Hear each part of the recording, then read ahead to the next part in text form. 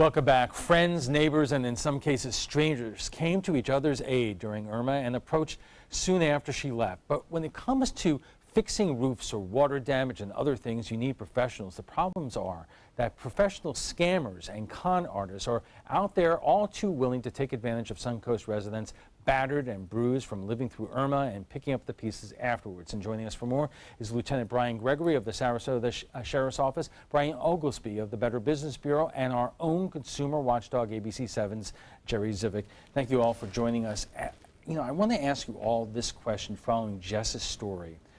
I get the message in terms of before you hire anyone, before you give out any cash, check out their credentials, do all those things. But there are so many of our friends and neighbors right now who are in a desperate situation, whether it's with water damage or a tree on their house. How do you separate your need to be careful from your need to get it done now? Lieutenant? People are very vulnerable right now because of the situation that they may be in, depending on their circumstance. So it is something that people can take advantage of.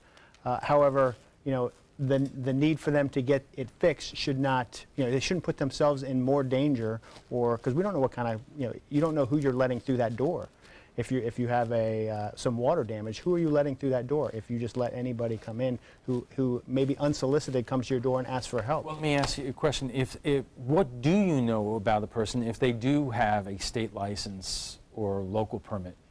Well, Brian over here with the Better Business Bureau, we talked in the message before, talked about vetting these people ahead of time, knowing a business that you're going to hire, having them come to your house. Many of these scams and these problems come from people who unsolicitedly come to your door, and they're the ones that come and seek you out. The people who have a tree on their home or have water damage or have no electricity, they need to be proactive and seek help first before having somebody come to the door, and then you don't know who you're letting through your door. And Brian, let me ask you, a lot of us have used the Better Business Bureau many times to at least get the ratings. That is the place to start. It may not be the complete picture, but it is a good place to start. Yeah, and I think it's important is you can also reach out to family, friends, and neighbors as a starting point if you have an immediate need for a situation. But when you're making a decision to do repairs and finalize things, that's where you need to hire the professionals, the licensed professionals, quality companies that you can trust, because you're relying on these repairs to last you and for your insurance company to cover those repairs. So if you hire the wrong individual, then your insurance company may not cover it, and then if they get hurt while they're doing those repairs, that simple $1,000 job can turn into thousands of dollars for covering their medical bills. And Jerry, the thought also occurs to me in terms of you don't know who you're letting into the house, whether they have a criminal history or any other kind of matter, and that poses a real danger, especially in this area where we have so many seniors living. Well, I think what's often overlooked is there's something called a public adjuster. Almost everybody that has a home has some sort of homeowner's insurance, and they're all going to have a problem, in all likelihood, of negotiating a settlement. I read statistics that in claims over $30,000, over 50% of people have problems. So you hire a public adjuster who has a list of tradespeople that they can call and help you navigate the whole insurance maze. This would be a way for an elderly person to handle this. All right. We are just getting started with our conversation. We'll have much more on post-Irma scams right after we check the First Alert weather status. Welcome back. We have seen so many stories about friends and neighbors helping out each other before, during, and after Irma. Now get ready for the rip-offs, con jobs, and shoddy work.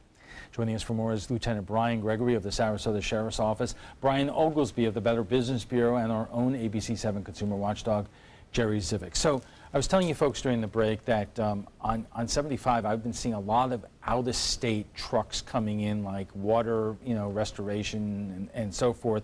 And Brian, I would imagine that raises an interesting issue in terms of if it's one thing if you're seeking a local company, but you have probably a lot of companies from out of state seeing the need in Florida and coming into the state. How do you tell the good from the bad?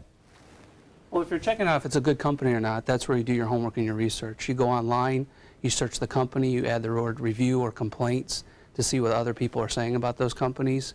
You go to the Better Business Bureau, see what kind of information we have on them.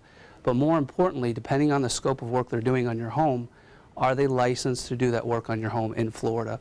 If these guys are coming from out of state into Florida and they're doing any type of electrical, plumbing, roofing, anything structural, those are all going to be regulated by the state of Florida.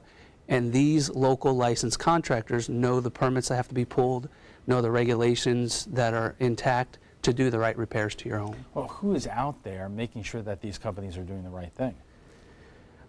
So the Better Business Bureau is out there doing that research. We have 100 offices throughout the U.S. and Canada. So we have a file on these companies no matter where they're located.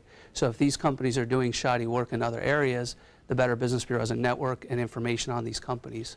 So if you do that research, you're going to find that information. But, Lieutenant, I would imagine this is an issue which, how could any law enforcement agency keep up with who is coming into the state like this? As far as law enforcement is concerned, we don't necessarily get into that. We always, it's when someone becomes a victim is when either we're trying to prevent them becoming a victim, or once they become a victim, that's when we get involved and we try to identify. So what level do you have to get to before, whether it's the sheriff's office or a local police department begins a criminal investigation to see if there were laws broken here? It starts at just suspicious activity. If you see something you think is suspicious, or it doesn't seem right, or it doesn't appear right, go ahead and call us, and that will at least start getting somebody there to make sure that they are safe.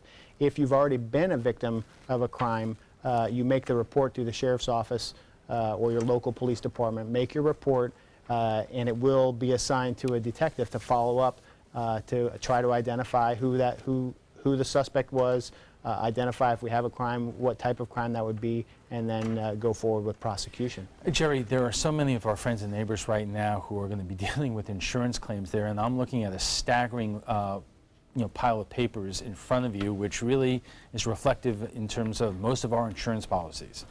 Well, I challenge anybody to read these insurance policies. These are just 2 pages from a 45-page insurance policy that we have at home. And you can read it and you won't understand it. What it gives in one paragraph, it takes away in another.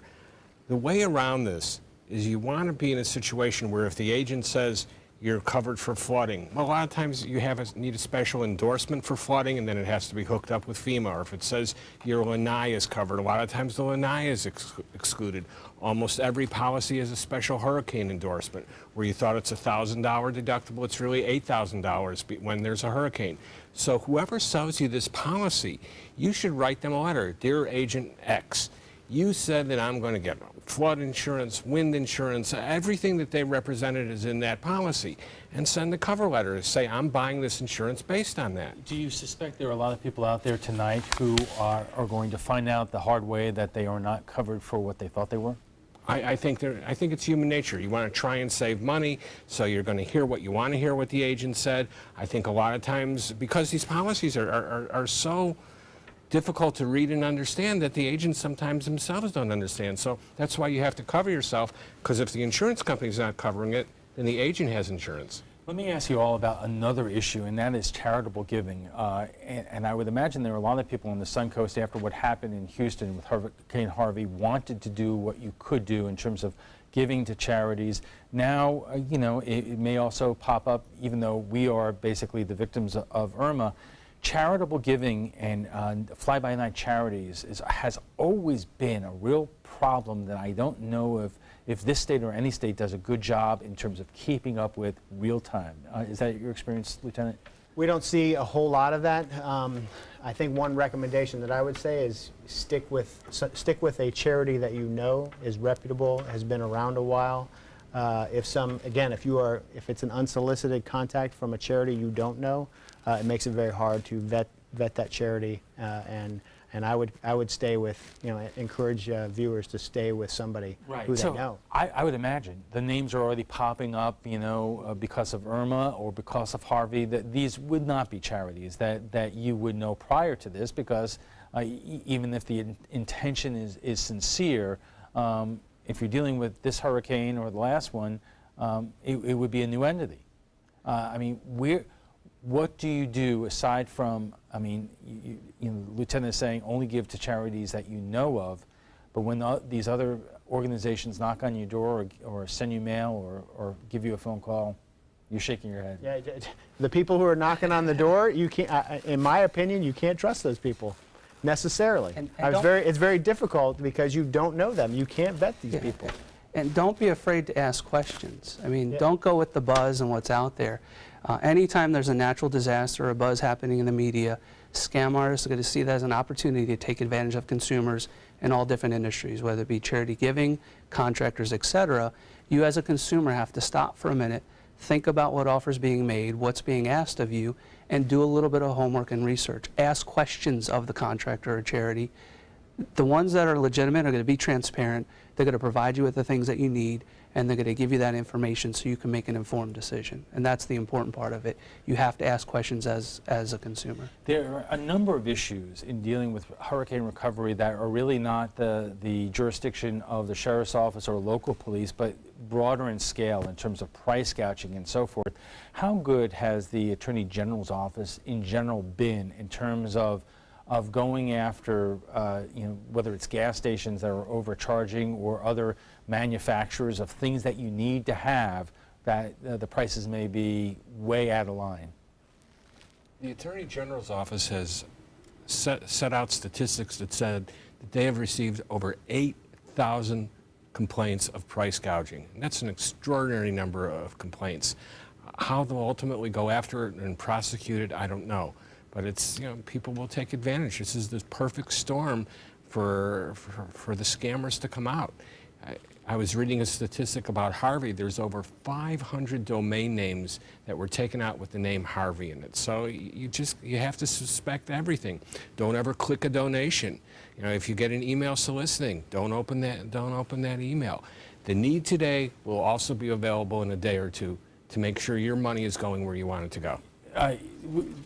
Jerry brings up an important point. A lot of these times, these scams and ripoffs are coming via email right now, and as we know, in so many ways, can lead to other problems. Yeah, it's very difficult when it comes from email because now you don't know where the computer is, where is it being sent from.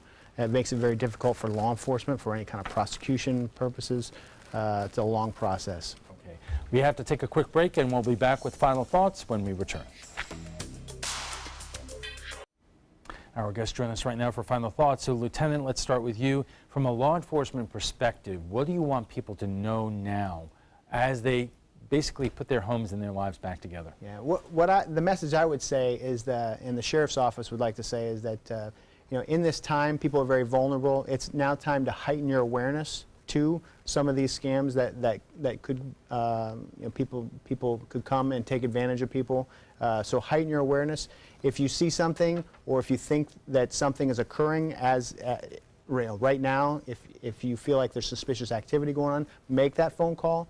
And post of course, if you feel like you are a victim of a scam, go ahead and contact us. Make sure you make a report, because sometimes people either they're embarrassed to make a report.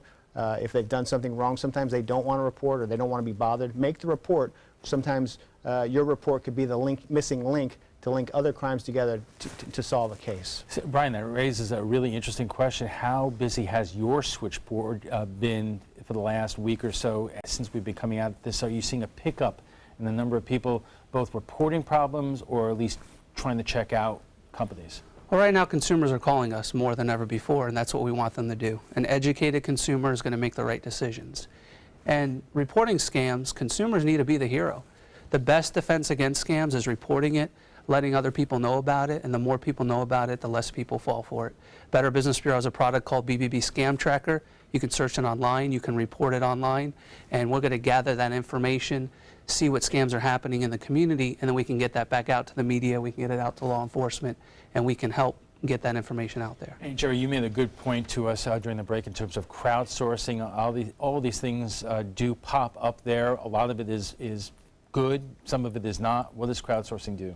Well, crowdsourcing is where you can go and start your own page and have the ABC block and help rebuild that block. A lot of times they're fake pages. Now, what's interesting is GoFundMe. If they find out that it's a scam, they will actually refund your money.